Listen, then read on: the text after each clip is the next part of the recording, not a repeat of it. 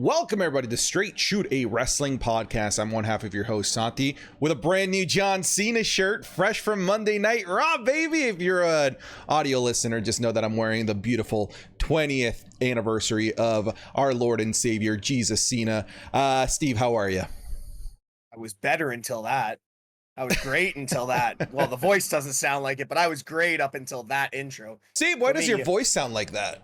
Hey, Santi, I don't know. I think we went to an event. What was it? Oh, we went to one of the best Monday Night Raws of the year this past Monday. If you have not seen the review show, we just recently posted it on our YouTube channel. Definitely go give it a look. Santi, like, could we have picked a better Raw to go to? I Hey, don't think so. I really don't think so either. The combination of great matches, great build up to feuds with the likes of Riddle and Seth freaking Rollins, the great backstage segments, the guess who. By the way, I have a guess on who the second masked person is in the whole Dexter Loomis saga. We're gonna get into that. But you know what? Before Raw started, we were actually talking about, like, could this be a Raw that we have a big person debut? And you said, what about Johnny Gargano? And I said, you know what? If they're going to debut someone, they should do it in front of a hot Toronto crowd, because they're gonna get a pop. They could have brought back D'Lo Brown and I would have gotten off my seat. It didn't matter, because the Toronto crowd, baby, it was hot. And the Toronto crowd delivered from minute one all the way up to hour 3. What a wonderful experience. We met a couple people that watched the podcast there, which that was cool as well, so thank you very much. But today, Steve, we are going to be talking about several things. We're really going to be talking about, kind of perhaps a state of the WWE, a state of AEW, and we're going to make the bold statement right off the bat here at the very top of this podcast, because this will intrigue you to keep listening for the rest of the hour. The WWE is number one again, baby, in every regard. The WWE is back on top, and we're going to be talking about the amazing things that WWE has been doing over the last couple of weeks to get to that top position, and the shenanigans that have been going on in AEW and what's caused it to be bumped down a few slots.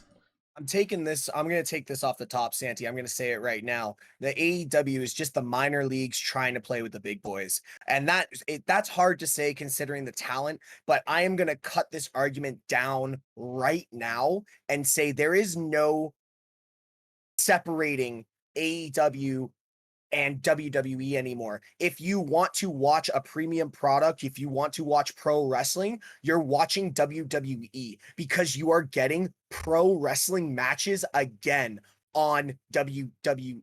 This is no longer just sports entertainment. You're getting it all. Santi, for the first time in our collective lives, I think we saw Edge perform his first ever Canadian Destroyer at Monday Night Raw. The talent is upping their game.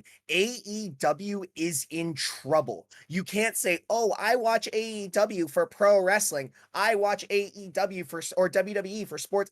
Fuck off with that shit. I'm done with that argument. That is no longer a conversation starter or an argument to protect AEW.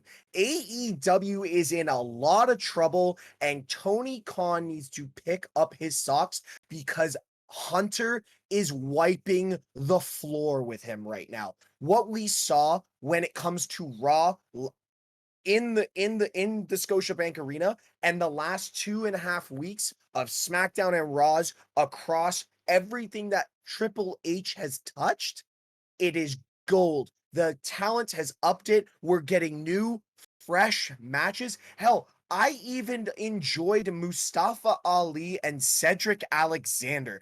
I never thought I would say that, because they were booked right in a quality match. This is no longer a competition. Wow. Yeah, I mean, there's a lot to digest there.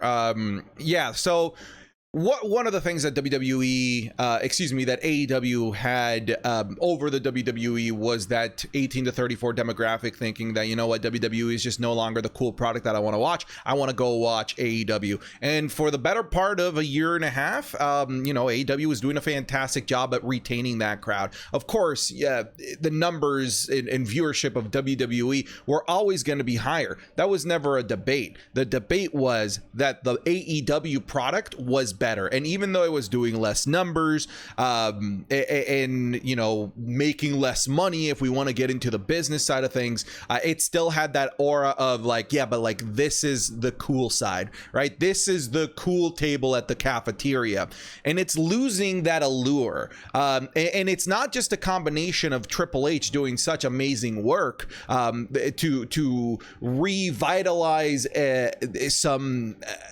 an essence of freshness and coolness back into the WWE. It's AEW shooting themselves in the foot. And let's talk about this really quick, because we always film these on Wednesdays at 10 p.m. right after Dynamite. There's not much that I want to talk about when it comes to Dynamite and AEW as a whole, but we need to talk about something glaring and awful that has recently happened, and that is the pathetic squash match of CM Punk versus Jon Moxley, a match that was supposed to happen in Chicago in front of a rowdy crowd. It was supposed to be the match that you needed to tune into, and it turned into a petty squash because Tony Khan hired a guy with a head way too big for his talent and went into business for himself and buried the AEW locker room, buried talent like Adam Page, and went into business for himself. That shit happened in WCW. That is WCW to a T. Granted, if anything, and we're recording this before reports of everything and the stories have like been properly cleared, but if it is, punishment on Punk for being a piece of shit, I kind of want to commend Tony Khan for doing that. I kind of want to commend him for doing that, because in the old days, WCW, that would have been a parasite that would have continued to grow. That being said, those are growing pains of a growing company, but these are growing pains that should not be happening in year 2. And these are growing pains that were caused by the absolutely ridiculous exponential growth that Tony Khan put into the company by bringing in so much talent right off the bat and just not having the TV time, TV deals to be able to give these guys the limelight and the spot that they were likely promised when they were backstage and catering, watching AEW, seeing everybody have fun and enjoying their time back in professional wrestling, only to everyone join the promotion all at the same time and are now in a giant log jam and pissing contest over who is the top star, who gets TV time. It's sad, really. Listen, Santi, you've said a lot there, and first off, I'm never gonna say that we don't have the right to jump the gun. Listen, man, we have been calling booking since we've started this. And what you have just said, I think, is one of the clearest depictions of what the reports from PW Insider, Sean Ross Sapp, and Schmelzer are going to come at as CM Punk doing things for CM Punk. There could be, Tony Khan jumped the gun knowing Punk was not ready, but he panicked with a couple of the returns that WWE was doing, and he brought Punk back too early to set up the feud at All Out, thinking Punk could be ready.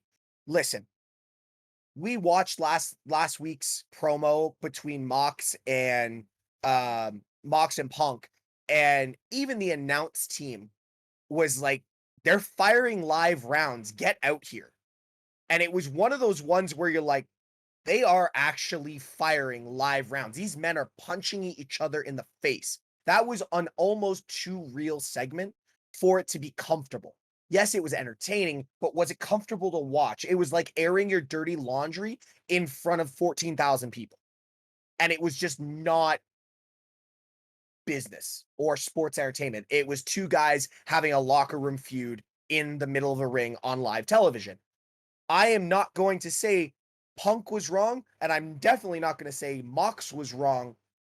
It was wrong to put that out there the way they did. Punk is a we were all happy to see Punk. There was to see CM Punk. There was there was a nice little honeymoon spot where he was back squashing young talent, that kind of thing. But you said something there. Would you ever have thought in your life you would say CM Punk got squashed in a world title match in under 5 minutes? We have made TikToks longer than 5 minutes, Santi.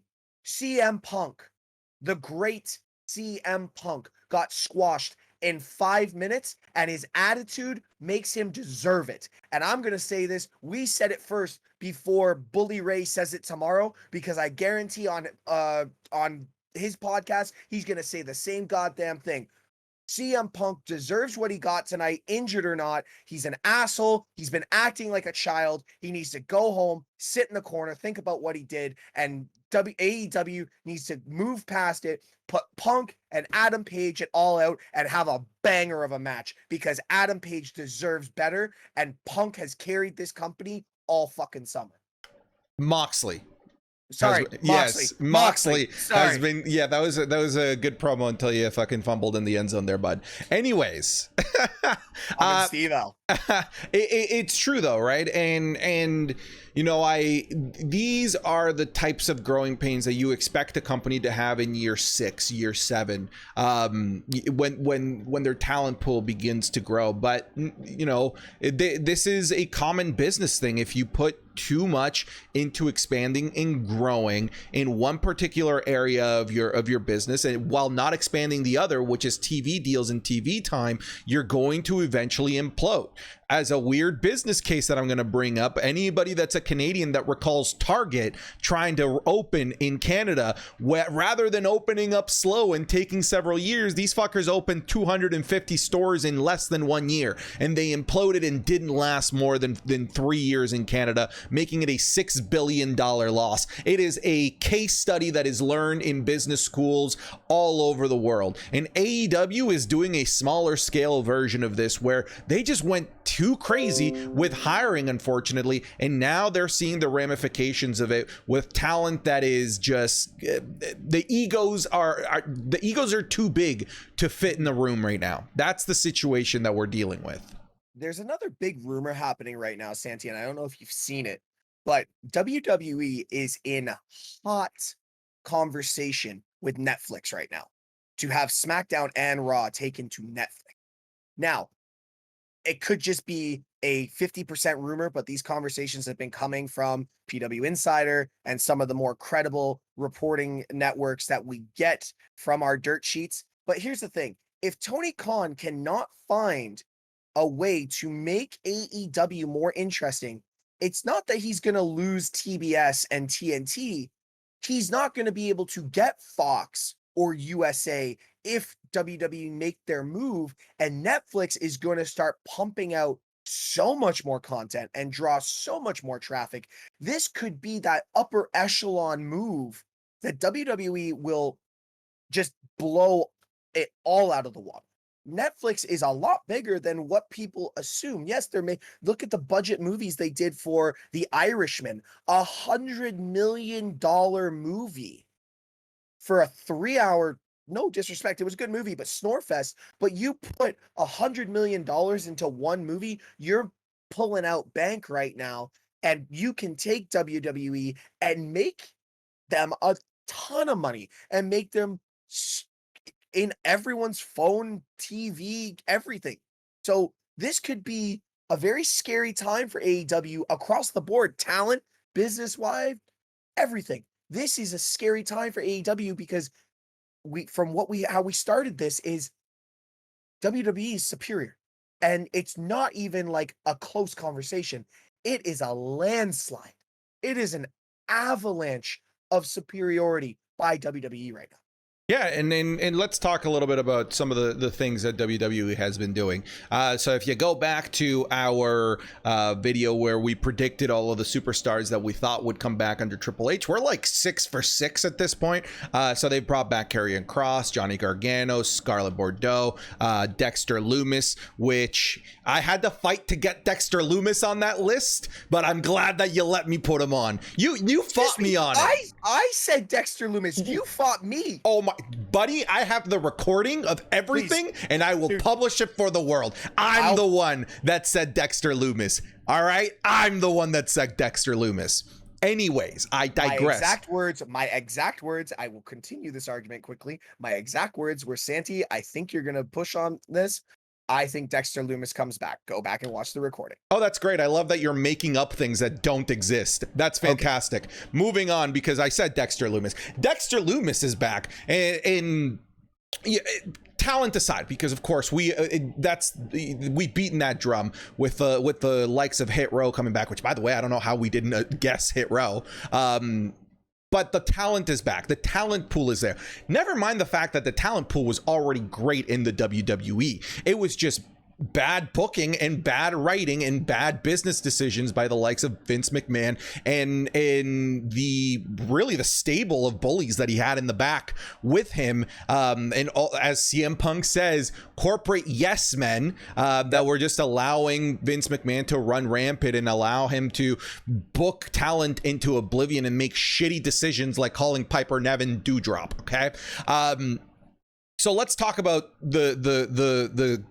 the reasons why we think WWE is back on top, because yes, we've torn down AEW. Now let's talk about what WWE has been doing in order to rise up. The talent has returned. There's a major changing of the guard in the back. They just got rid of Jeff Jarrett and they put back in Road Dogg. Shawn Michaels is now a significant driving force across all of NXT, NXT Europe, and talent in general. It's tough to even say that he's just an NXT guy, considering he's the reason Johnny Gargano's in the main roster. We have Stephanie McMahon as the CEO. We have Khan in that co-CEO position, still pulling the strings as the financial genius, making deals left, right, and center. And of course, we've got Hunter as really the spearhead of this changing of the guard within the WWE. Not only have we had a change of talent, a change of changing in the guard in the back, but Raw is just filmed and booked better from from matches. They're just being filmed better. Backstage segments that I actually give a shit about. Yep. Here's my favorite one, Steve. Storylines that acknowledge the past. Something Vince McMahon refuses to do. What happened when Johnny Gargano came out there? Hey guys, I'm Johnny Gargano. Kind of a big deal in NXT champion, 3-time North American champion, and I won the tag team championship in this very building. Vince McMahon would say, never acknowledge the past. Steve, I don't know if you watch NXT, but Dexter Lumis was on NXT and he rekindled the storyline of his marriage. So now, and this sounds simple. This sounds very simple, but what it is the new regime of WWE acknowledges that the fans aren't stupid, that we can remember beyond 1 week. We can remember that Nakamura was a badass in NXT. So let's put him right back in that position and have him have a slobber knocker of a match with Walter. They can acknowledge that fans remember Karrion Kross being a badass with Scarlett. Yep. Vince didn't want that. So, hey, even though he's been gone for a year, it's as if he was never gone, because we're going to acknowledge all of the amazing things Karrion Kross did in the past with NXT, and we're even going to bring back his gimmick of the TikTok. I love this. I love that WWE is acknowledging past storylines. They're putting time and effort into backstage segments, and they aren't spoiling things. In the Vince McMahon era, that Johnny Gargano announcement would have been a fucking tweet. Tune in for Johnny Gargano tonight. At this point, I'm pretty sure the people that were leaking it were the corporate yes men like John Laurinaitis and freaking what's his name? Pritchard. Bruce Pritchard. Here, listen, Santi, there's 3 points I want to make on everything that you said. First off, did you ever believe growing up that D-Generation X was going to be running the company? Dude. Like, Yeah. actually running the company? Yeah, just bring back Billy Gunn and oh my god, it's going to be so bad. No, it's to a point that the people that you just mentioned, you can understand what they were learning in the back in the 90s, not just being the the talent, the degenerates. They were actually sitting, paying attention, watching, learning, and realizing that the world's going to change and we have to change with it to keep our product fresh.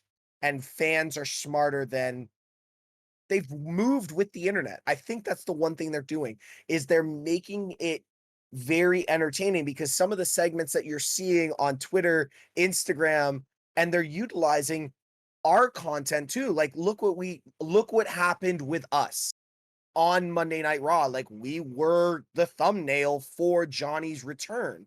And it's one of those ones that you don't see if you scroll past, you don't see fan stuff. It's all the same cookie cutter shit that Vince wanted on the social media side of things. The second point I wanted to make is what you said about NXT and referring to NXT.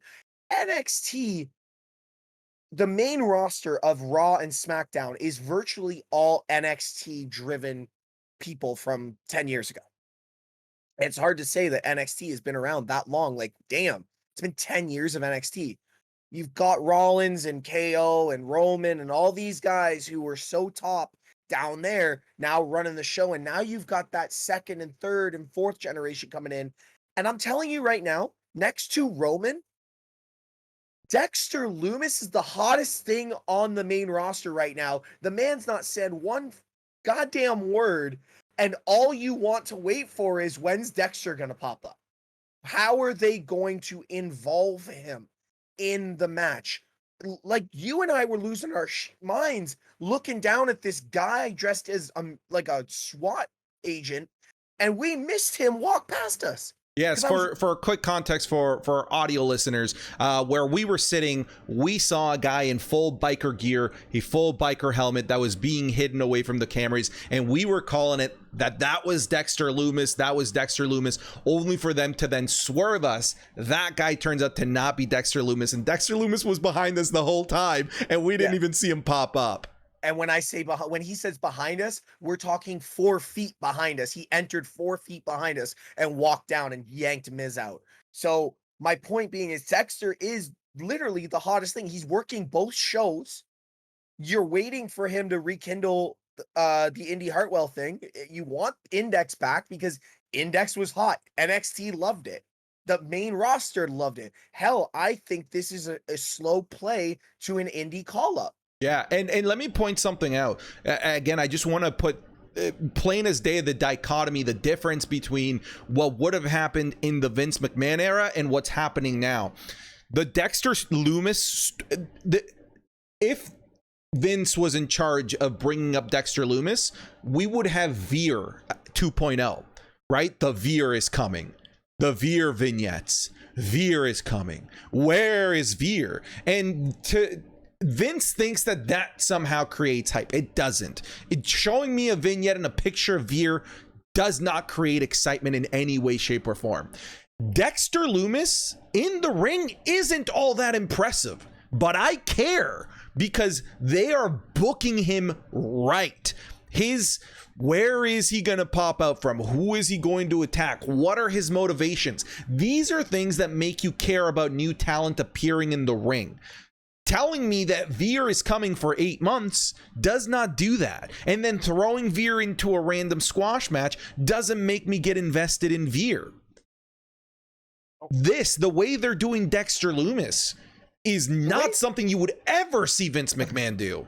The way they're booking everyone, though, it's not just Dexter. It's the way they're booking unused talent, throwing Karrion Kross indirectly right into the world title storyline, but indirectly keeping him out of there. He's calling out Roman, but he's also after Drew. So they're booking stories left, right. It's almost like a police bulletin board linking the strings to everything that's going on. And the mad scientist in the back is Triple H and Shawn Michaels going, yeah, so we can put him over here, but let's put him down here as well because we can then circle it back around and slow play it. And the thing we have been screaming for 4 months, virtually since we started Straight Shoot, the two things were slow play it and do more backstage segments, long-term storytelling and backstage segments, and we're getting both, and they are the best. And I'm interested.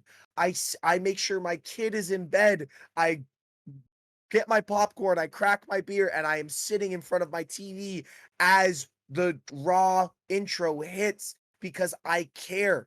I don't skip through, like you said, on YouTube and watch the reviews anymore because I don't want to miss a thing anymore. I'm solely invested in WWE. It makes me feel like I'm in high school again, being that kid. Mom, dad, leave me alone. Nobody call me between 8 and 10 because it was 2 hours back then. Don't call me between 8 or sorry, 9 and 9 and 11. 11, yeah. 9 and 11. Don't call me between 9 and 11 because goddamn, I am not picking up the phone. Yeah. And I ignore my phone unless it's Wrestle Talk talking to us saying, "Holy shit, did you see what just happened?" Yeah. And that's a great point too, Steve. Over the past, since SummerSlam, I've watched every episode of Raw and every episode of SmackDown. Before SummerSlam, I didn't watch shit. Nope. I didn't watch shit. I watched the YouTube clips because I knew that was more than enough for me to get the bullet points of what I needed.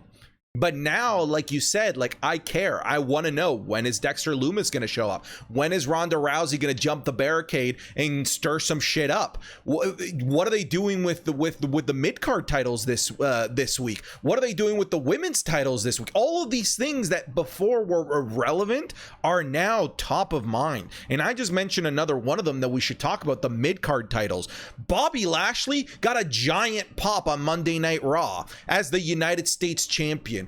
Walter is this demigod almost, where like you feel like he's like final boss material nowadays, where they're having to throw the likes of Sheamus, a future Hall of Famer, multi-time world champion, Royal Rumble winner, Money in the Bank winner, at him, and I don't see him beating Walter. It's crazy. Like, they're doing such a great job of building mid-card champions to feel like the workhorses and the guys that you gotta respect, and they have a mystique about them, when before it was just merchandise that you could sell. I mentioned actually in our Raw review how big the pop was for that tag match for all four guys involved. Everybody. Ciampa, Miz, Lashley, obviously AJ Styles always gets a massive pop just because wrestling fans respect AJ to no end. Go back 3 months. Bobby was getting stale.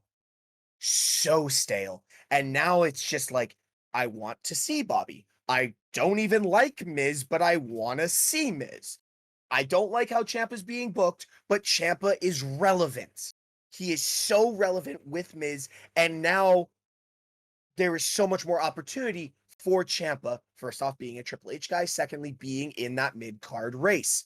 And obviously AJ's just going to come out and put on a 4.5, 5-star match at all times. So the mid-card makes sense. Walter doesn't have to say anything. He comes and performs and slaps meat, like you like to say. And you and I think, are both in agreement that coming into Clash at the Castle, Sheamus and Walter is the match we are both currently most looking forward to. Granted, the world title is going to be what it is, but we don't actually know what it is yet because we don't know if it's going to be a triple threat just yet. We've got 2 SmackDowns till then. But what I'm saying is, Sheamus, the Intercontinental title, first off, being represented on a premium live event for the first time in months, and being Sheamus, an intercontinental wrestler, Walter, an intercontinental wrestler, in an intercontinental pay-per-view. Oh my God. And both being world-class performers that were overlooked horribly by the old guard. This means something. Like, I need wrestling fans to understand how much this match means to the IC title and to what they're doing right in WWE. Lashley's going to have a big match for the US title somewhere on the card. And Santi, I want to draw one more point before you take over. I'm actually invested in NXT again. Last night, honestly, we saw the Braun Breaker. I don't know the name of the Tyler Bate. UK Tyler Bate. It I don't should know have been Ilya Dragunov. That, too bad he got injured. That would have been awesome. Fair enough. I don't know Tyler Bate. I've never really watched him. I need to go back and You're watch in for him a treat. Exactly. But what happened in the women's promo last night made me lose my mind with the NXT women's champion coming over and confronting Mandy Rose and Blair Davenport, and she is the final boss. Like, her gimmick is she's the final boss. You can't beat me. And Mandy has been the final boss in NXT. This is quality booking and storytelling. And I care about NXT. So my week is full of wrestling now, and I'm okay with it. I'm okay with sitting down and watching quality content. And it's just, with Europe coming up next year, what are we about to get? You know, like, you just sit there and you just is NXT US and Europe going to have intercontinental pay-per-views?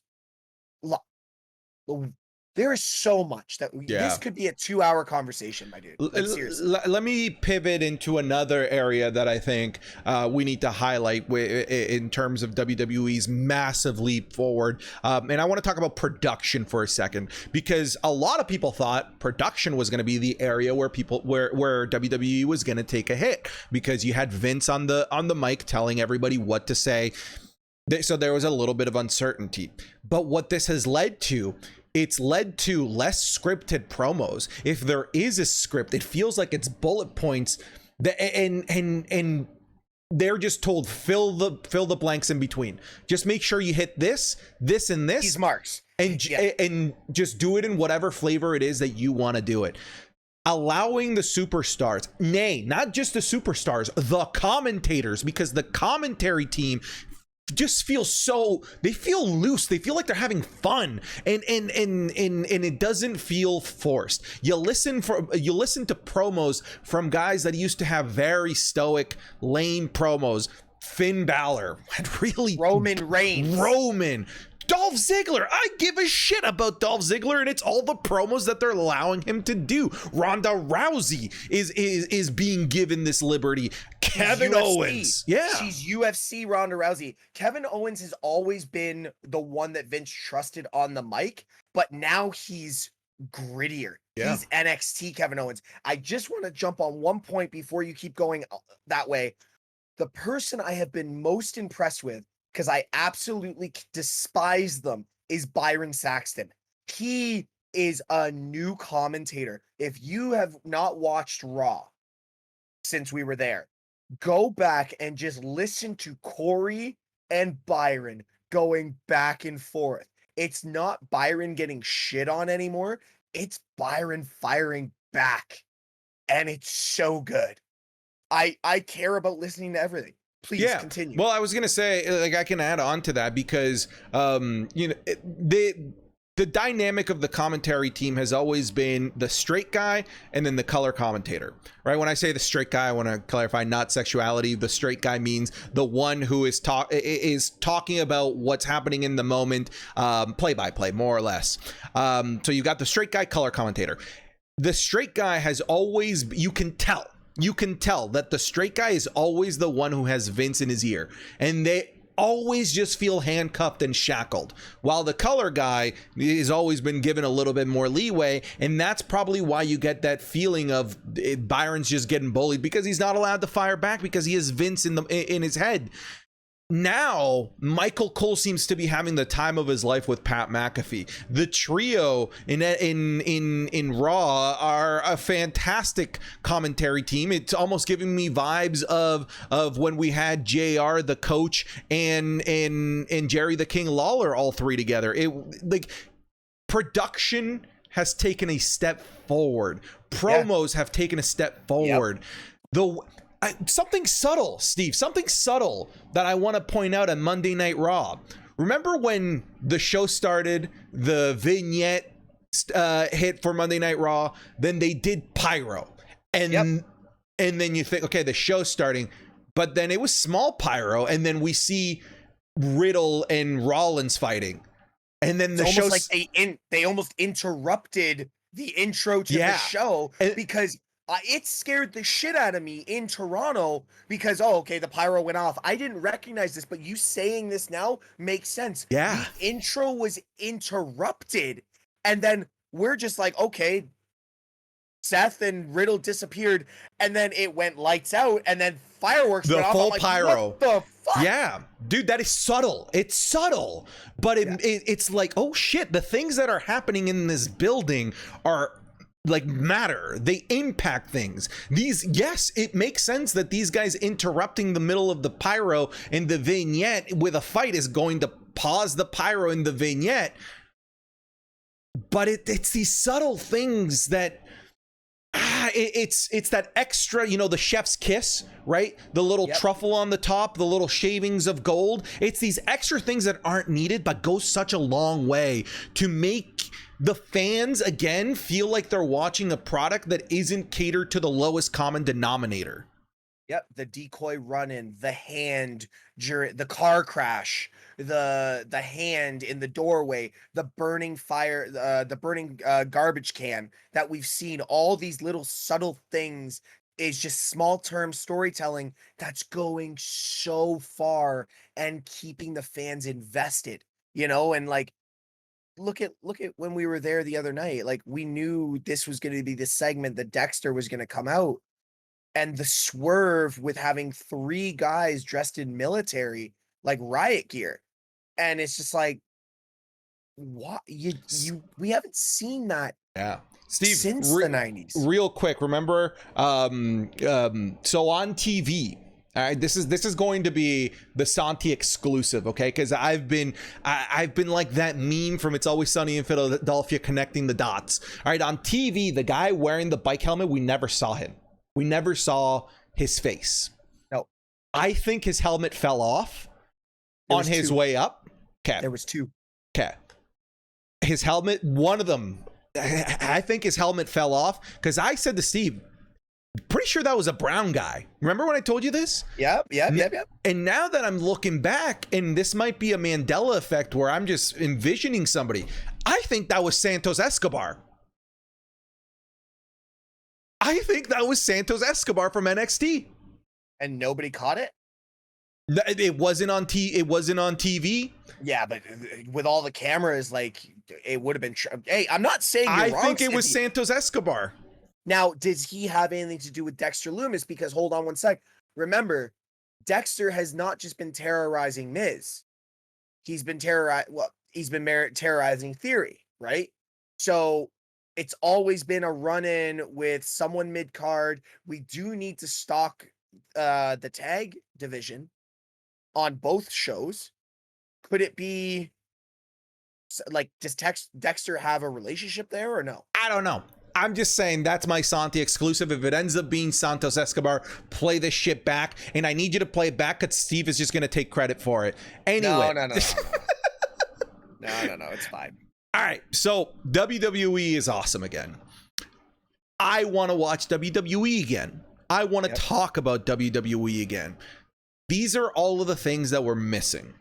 They were just missing pieces, and they've always had the Lego pieces. They just didn't have the instruction manual and the right person to actually put them together. Instead, we had a kid throwing a tantrum, throwing all the pieces. I don't like this piece anymore, and then throws it. Yeah, you know what? I did kind of like this piece. Bring it back. No, just kidding. Make me money. That was the Vince McMahon era. Just shit that felt dysfunctional and disjointed. And I don't want to take away from Vince but it's a fact that it's felt disjointed since the pandemic. It hasn't felt cohesive in any way, shape, or form. And the cohesiveness and the acknowledgement that the audience isn't stupid has propelled WWE to heights that I don't think have been seen since early Ruthless Aggression days. I think that was really the last time when people thought the WWE was cool, right? That it's still probably this niche thing,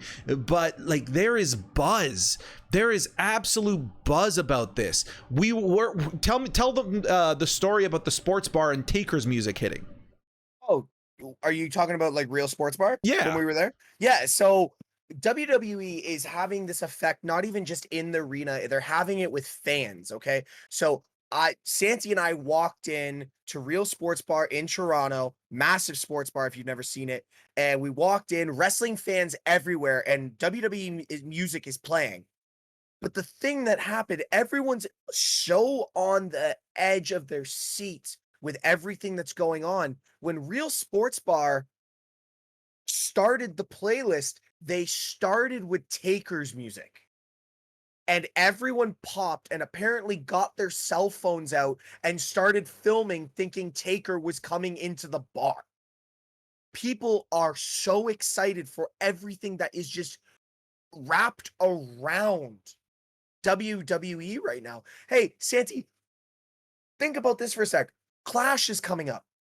We could even have a clash or a segment in Cardiff Castle, a fucking 800, 900, 2,000-year-old castle in Wales, which is right next to Principality Stadium. We could have a segment there. We could have someone end up in the ocean, like Rock and Austin throwing the titles away and those kind of segments. We have the right guys in play, and it's just everyone is doing so much that is just out of the norm for what we are so used to, that nothing is untouchable. So, I think that go. No, I was just going to say, we've been talking a lot about the positives of WWE, but maybe let's talk about some of the potential negative side effects, because there are guys that were Vince McMahon projects that are now clearly being pushed to the side, right? Yep. Whether they're people backstage, as we've been seeing the cleaning of house of the Vince McMahon era, but also in-ring talent. Haven't seen Omos in a very long time. We haven't seen Dominic in a while, even though I'm pretty sure he's going to have a match at Clash in the Castle, but he's a lot less prominent. We haven't seen the likes of Veer. There's and people, by the way, people are very incorrect calling Austin Theory a Vince McMahon guy. Austin Theory started out as a Triple H guy. He was personally brought over from Evolve by Triple H and built in NXT by Triple H. And I just want to clarify, a lot of people think that that's a Vince McMahon project. It might have been. It might have turned into that, but Theory has a place in the Hunter era. But do you see any other potential negative side effects with Vince McMahon being gone? Yeah, talent. Yeah, when it comes to talent, Los Lotharios are two guys that I really think are going to struggle, because they weren't very prominent with Vince, and he tried with the whole Rico Suave thing like they did with Fandango. They kind of gave them like some Eddie vibes. I think they're in a lot of trouble. This is the one thing WWE is going to have a problem with when they come to the end of the next cycle, is when Mania is over, we are going to see the new releases. And then everyone's going to be like, oh, they're releasing such good talent, and we're back at square one, blah, blah, blah. Budget cuts. Listen, you can't have your cake and eat it too. You can't have the guys that were already on the talent roster that are just sitting and catering, doing nothing, like the likes of Omos and these guys that really aren't even over with the fans in the first place. But the fans are fickle, and they're going to turn around and be like, well, WWE's the same product. It's a better product, but they're still doing the same shit backstage. Listen, it's a business at the end of the day. And I'll tell you right now, Santi, you're the business guy, and I'm surprised you didn't bring this up yet. I'm looking at when WWE looks at his financials at the end of the next quarter and sees how the spike has gone way up and what they do next, right? I know we're talking about the negatives, but that's one thing I thought you were going to bring up and hit at. But talent, certain talent that they're bringing in, I love, but I am also very nervous that they still go with the older talent that really doesn't need to be there. I said this to you on the drive to Toronto. I said, listen, like Trish is going to be there. I get it. It's the hometown girl, but the rumors are that she's potentially signed a short-term contract where she's going to have a match or two. We also saw Beth Phoenix. I'm pretty sure they're going to book this as a triple threat against Judgment Day at Clash. Does Beth Phoenix really need to be there? No. We also have the return of Kurt Angle coming this Monday in Pittsburgh. Granted, hometown guy, but are we going to keep seeing this and maybe like one last match of this, one last match of that? Like, that's the stuff that I feel is now stale. We've lost the Attitude Era forever now. Basically, everyone is gone. We don't need to see these people anymore. We need to see maybe a Rock return. I can't believe I'm saying this, but a Cena return for his last match. But like, and that pained me. That actually hurt. But keep it within the last 15 years. We don't need to go all the way back. You know, that's the stuff I don't want to see. The talent you have is good enough to fill those gaps. We don't need that anymore. So that's where I'm worried, is those two things. The talent that really wasn't over with the crowd, we're going to see a lot of releases come WrestleMania. And also like the short-term contracts. I don't want to see that. Yeah, I think like I'm hoping that one of the potential positive side, I was hoping that one of the positive side effects was actually the end of these short-term appearances and in 2-match deals like I mean, it's not that I don't want to see Brock Lesnar, because Brock Lesnar is fucking awesome, but like I'm thinking more along the lines of Goldberg. Right, like I don't want to see some guy on a 3-match deal that's going to get this push to the moon, that is not making appearances on Monday Night Raw and Friday Night SmackDown, that I basically get for a go home episode of either Raw or SmackDown, and then a subpar match at whatever premium live event it is. That's one of the things that I'm hoping they do away with. I'm hoping that is the case, but they are doing this hometown appearance that hopefully doesn't develop into anything more than that. But like, listen, like if this is what we're complaining about, we're nitpicking. We are absolutely nitpicking. Like there isn't much for us to fret about at the moment. You know, like the stock is high with WWE, figurative and literally. Like I want to watch the product. Everybody wants to watch the product. And here's the thing, like, you know, we're talking about potential giant deals like the likes of Netflix, Disney, whatever it may be, maybe more money from Peacock, Saudi Arabia, whatever it may be. Like they want to get in on this, right? The WWE is hot, and they have a shark in Khan who gets these deals left, right, and center. So yeah, don't be surprised if the WWE is wrangling in $3-4 billion deals with giant organizations over the next couple years, and these are not things that you're going to see AEW do. And here's the thing, like, nobody should expect them to, but they have the talent to justify getting these deals, but they're not going to, because they just don't have. They grew too much and too fast in that department and didn't exponentially grow the other parts of their business the way that they should have. So AEW, even though they have all this amazing talent, they're bottlenecked on the business side of things. They're absolutely bottlenecked. The WWE was actually the complete opposite. They were bottlenecked because of poor writing and creative. Being bottlenecked by finances and deals and whatnot, that's a hand around your throat that you can't really do anything about.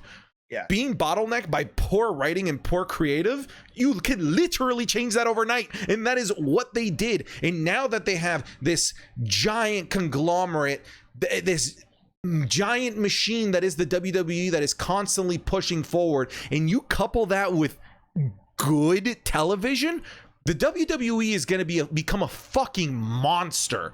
And you thought they were a monster. Now, give them 2 years with, again, the redirection of the product being something that you want to watch. Plus, of course, the driving machine that is the WWE, plus Khan at the top, wheeling and dealing and getting deals left, right, and center. The WWE is going to be a fucking behemoth. An absolute fucking behemoth.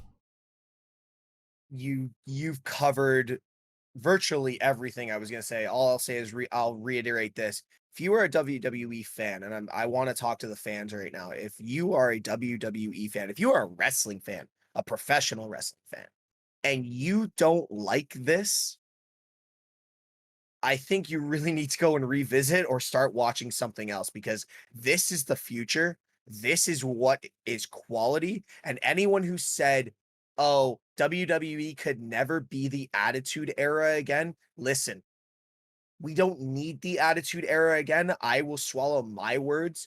With these people in charge, from Nick Khan, all the way down to Triple H, Hunter, and the producers, with all the people that they have in place, we can have something better than the Attitude Era, because everything they're doing is Attitude Era-esque in the new world. And I am just along for the ride. I am a we are a fan-run wrestling podcast that we are going to up our games, because WWE's doing it, so we got to do it, and the content is going to be very similar. That's all I want to say. So be prepared for WWE and pro wrestling to become in the media again. Because just remember when it was good, Santi, and it was running wild across all media outlets, news platforms, and it's about attention. I will say a certain someone on social media said, we are in the attention world. If you can draw people's attention, you are making money. And WWE is drawing everybody's attention right now. Yeah. Everyone. And I'll add this. Look at it. This might sound like, I think this whole podcast might sound like we're pompous WWE fans, that we're bragging about how great the WWE product. Steve, you're shaking your head no, and I'm shaking my head yes. You know why I'm being pompous and pumping WWE's tires? Because I dealt with 8 years of shit, okay? I dealt with 8 years of dog shit, and I stuck with it from through thick and thin, all right? Through the zombie match where they ate the Miz, all right? Through the swamp match, through the shitty matches of the pandemic. I stuck through it all, and I'm finally getting my the Pied Piper has finally come to play the fucking flute, whatever the saying is. We have been in the doldrums, and now we are not anymore, and I am bragging about it. I love to brag that I'm a WWE fan, an AEW fan, and I like AEW, don't get me wrong, but I'm a WWE fan first. I really genuinely am, and I'm not afraid to admit that, and I'm now especially not afraid to admit that now that WWE is actually good. But one of the biggest criticisms from AEW fans about the WWE is that WWE did not care about writing and did not care about the in-ring product. You have to eat your words now. If that is what you are into, you can't just watch AEW just anymore. You have to come back to the WWE and give this new product a chance, because it's fucking good. It's good again. There's one before we wrap this up, Santi, there's one thing I want to say. You and I have been to 2 events this year. Granted, one was a house show and one was Monday Night Raw. But just the atmosphere walking into the buildings, the fans were different at Raw. That's the one thing I want to say. And I don't know if you felt it. I did. Granted, we were a little worse for wear going into Kitchener, but going into Kitchener, yes, it's a house show, but we still had some great matches, great talent. Hell, we had the Usos versus the Alpha Academy versus the Street Profits. Like that was a great match, but the fans didn't seem as invested. And then when we got into Toronto, and while we were walking to the stadium, we just saw it was like proud wrestling fans displaying their signs, displaying their gear, walking into the bar, and everyone just like you heard every table almost talking about a certain segment that they were looking forward to. Fans are here and they're ready, and it's so the vibe is back and it feels so good. And it's funny, like I was talking to a couple of my friends who aren't wrestling fans, and they're like, dude, like, did you see what happened? I'm like, you don't even watch wrestling. And they're like, you have gotten us back into it because it is quality. So, and you started it at the start of the show. I want to finish it. Thank you to everyone that we met. Thank you to everyone that kind of shouted us out, tweeted us, sent us Instagram messages, all that kind of stuff. You guys actually, I think, made my week for sure. I won't speak for Santi, but seeing all those notifications and kind of the hard work that Santi and I have been putting in for like the last 8 months, like it made our day seeing all of you send us those messages and we get them all. And I just want to say one last thing. If WWE didn't know who we are, they certainly know who the hell we are now. So yeah, good. Go look at the comment section of the post with us. There's there's more comments about us and our TikTok and the in references to our show than there is to Johnny Gargano being back. It's actually kind of funny. Anyway, Steve, where can people find you? Guys, I'm not even going to plug my social media right now. All I'm going to say is, again, thank you. And for those of you who watch the show and who are going to be at Clash at the Castle, I cannot wait to meet you. Feel free to hit me up on Straight Shoot's social media. Send us a DM. Send me a DM on Instagram. I will let you guys know where a bunch of the Wrestle Talkers are going to be. And I'm just going to plug that for now. I don't know if I'm going to be on the show next week. Santi might have a special guest because I will be in transit. I can't wait to see everyone at Clash at the Castle. And just hit me up. It'll be great. Santi, what about you? Well, I'm less humble. I am going to plug my social medias. Twitch.tv/Santi's app. The links will be down in the description below, folks.